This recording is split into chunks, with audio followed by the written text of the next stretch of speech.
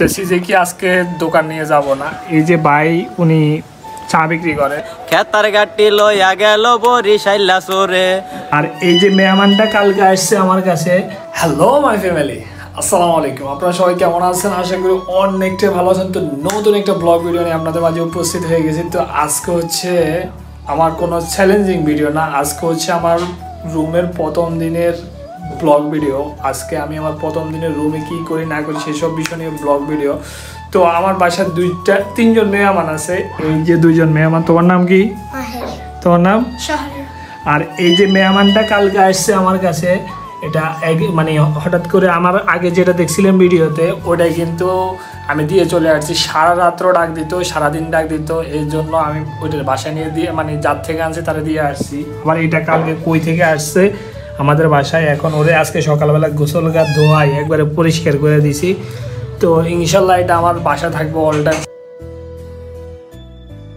তো গ্যাস আর বললেন না, আজকে আমাদের কি হয়েছে, এই যে গ্যাস যেগুলো দেখতেছেন এগুলো একটার মধ্যেও গ্যাস নাই, এমন কিছু করণীয় নাই। পরে লাস্টে আমার চা কিন্তু করতে পারি নাই। তো যে কি আজকে দোকান নিয়ে যাব না, এই যে ভাই উনি চা বিক্রি করে, তো ওনার চাটা গরম করে দিতেছি এটার মধ্যে, মানে পাতিল দিয়ে কাঠ দিয়ে গরম করে দিতেছি। কি বলবো, মানে বলার মতো কিছু নাই, মাথা পুরাটাই নষ্ট। আজকেও হতে পারে যেতে পারবো না, কারণ হচ্ছে মানে গ্যাস না থাকলে চা কীভাবে গরম করব। আর আজকে প্রথম দিনে যে রান্না করবো, রান্নাবান্নাও করতে পারি না। মাংস এনে রেখে দিছি ভিজাইয়া, এখনও মাংস ওইভাবে পড়ে আছে। গ্যাস হতে পারে আরও 1-2 ঘন্টা বা 2 ঘন্টা পরে আসবে, তো ওইটার জন্য ওয়েট করতে হবে।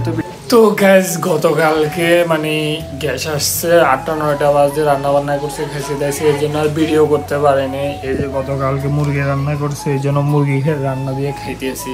এখন খাওয়া দাওয়ার খাওয়াবো, এবং কি আরেকটা মুরগি প্যাকেট ফ্রিজ থেকে এনে রাখছি, ওটা রান্না করবো। আর চা বসে দিছি, কারণ হচ্ছে চায়ের কারণে দোকানদারিতে কালকে যেতে পারিনি, এই জন্য আজকে দ্রুত চা বসে দিয়ে যেন চাটা গরম হয়।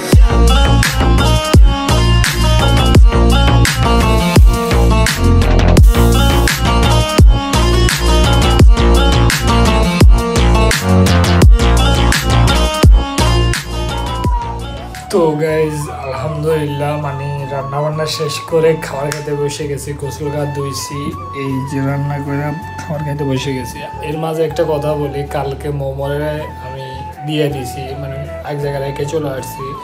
সত্যি কথা যেটা, আমার এই যে আমি বিছনার মধ্যে পায়খানা করছে, ওই কর্নারে পায়খানা করছে। আজ পুরো রুম মুছছি, পরিষ্কার করছি, আমি গন্ধের জন্য বুঝতে পারতেছি না, মানে আমার মাথা পুরোটাই খারাপ হয়ে গেছে গা। আমি রাত্রে যাইয়া বালু আনলাম, অনেক কিছু আনছি ওর জন্য, কিন্তু ও এখানে পায়খানা করে হচ্ছে কর্নারে গিয়া, এই জন্য ওরে বাতিল দিয়ে দিছি। আর খুব কষ্ট করে রান্না করছি, মুরগি মাংস রাঁধছি আর ভাত। ইনশাল্লাহ এখন খাবার দাবার খাবো, খাবার দাবার খেয়ে দোকান নিয়ে বের হয়ে যাবো। খাবার দাবার খেয়ে একটু রেস্ট করে এখন দোকানদার নিয়ে বের হয়ে যাবো। এই যে নতুন এই ব্যাগটা কিনছিলাম, এটার মধ্যে ফ্লাক্স এবং কি ফান টান যাবতীয় যত কিছু আছে সব কিছু এটার মধ্যে ঢুকে নিয়ে, তারপর হচ্ছে আগে যে জায়গায় ছিলাম ওই জায়গা সেই নিচে গাড়িটা আছে, ওইখান থেকে গাড়িটা নিয়ে দোকানদারি করতে চলে যাবো গা। আলহামদুলিল্লাহ বাসা থেকে বেরো চলে আসছি। বাসা থেকে বেরো আসার পরে এই যে বর্তমানে মেন রোডে আছি। মেন রোডে আজকে 2 দিন পরে দোকান নিয়ে বের হয়েছি। আর আরেকটা বিষয় আপনাদেরকে বলে, যারা হুন্ডা লাভার বা হুন্ডা চালান তাদেরকে বলতেছে, আমার যারা ব্লগ ভিডিওটি সবসময় কন্টিনিউ দেখেন তাদেরকে বলতেছে, এই যে হুন্ডাটা দেখতেছেন, এই হুন্ডার মালিকের সাথে কিছুক্ষণ আগে কথা হয়েছিল, উনি আশেপাশে আছে। তো ওনারা আমি বললাম যে ভাই হুন্ডাটা চালান, কোনো সমস্যা নেই, হুন্ডাটা কিন্তু একটা কন্ট্রোলিংয়ে রাখবেন। মনে রাখবেন একটা দুর্ঘটনা কিন্তু সারা জীবনের কান্না হতে পারে, সেকেন্ডের মধ্যে আপনার একটা বিপদ হয়ে যাবে। 2-4 দিন পরিবার টানবে বা আপনজনরা আপনাকে কেয়ারিং করবে, 2 দিন পরে আর কেয়ারিং করবে না। তো এই যে আরো 2টা ভাই আইছে। তো আসল কথা হচ্ছে, তো ভিডিওটি দেখতে থাকুন, মেন রোডে যাওয়ার পর আপনার সাথে কথা হচ্ছে। আর বললেন না, আজকে মানে দোকানদারি করতে করতে হঠাৎ করে আর ভিডিও করতে খেয়াল নাই। অনেকবার মনে হয়েছে কিন্তু ভিডিও করি নাই। এই যে দোকানে নিয়ে আবার রেখে দিছি। তো যা বেছে কিনেছে আলহামদুলিল্লাহ, এখন বাসায় চলে যাবো, রাগে বৃষ্টি হয়ে যাবো, রাগে বৃষ্টির থেকে বাসায় যাবো। তো আরে নরসেন দিতে পারি আমার নাইম আমার নাম, এই জীবনে ভালোবাসা পাইলাম না রে দাম। বরিশাল তন লঞ্চ কইরাই আইলাম সদরঘাট, আমার পরনে ছিল হলুদ একটা শার্ট। রিস্কায় চইরা গেলাম আমরা যাত্রা বাড়ির মোড়ে, খেতার গাটি লইয়া গেল বরিশাইলা চোরে। কোথায় গেল খেতার গাটি, কোথায় গেল চোর, কানতে কানতে রাত কুহাইয়া হইয়া গেল বোর।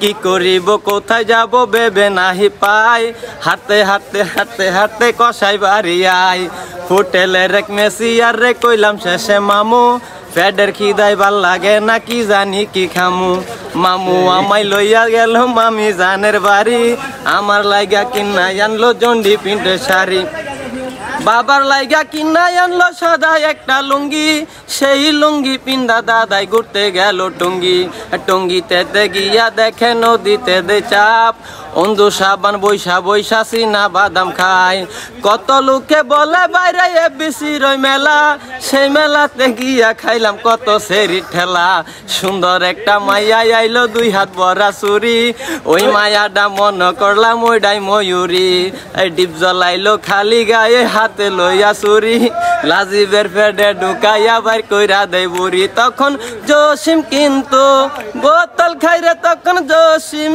কিন্তু বোতল খাই ধরা পড়লে ফাঁসির দড়ি তোমার ঝুলিবে গলায় অবশেষে চিন্তা করলাম চইলা জামু দেশে তেলি সামাদায়া কইলো চলো আমার মেসে মেসে নিয়া আমার যে পাশের রুমেশ মশাই রিয়াজার সাবনুর দেখি শশা চিল্লা খায় আমার দেখা তারা দুইজন মুরায় মুরায় চাই রাগ হইয়াই আমি তখন দূরে সইরা যাই রাগ হইয়াই আমি যখন দূরে সইরা যাই পিছন থেকে ডাকে আমায় টালি দিলদার ভাই তখন মান্না কিন্তু বোতল খাই রে তখন মান্না কিন্তু বোতল খাই ধরা পড়লে ফাঁসির দড়ি তোমার ঝুলিবে গলায় তো গাইজ আলহামদুলিল্লাহ সত্যি কথা যেটা রাকিব স্টোরে আসলাম আসার পরে ভাই সে একটা গান শোনাইলো ভাই নাম কি ভাই নাইম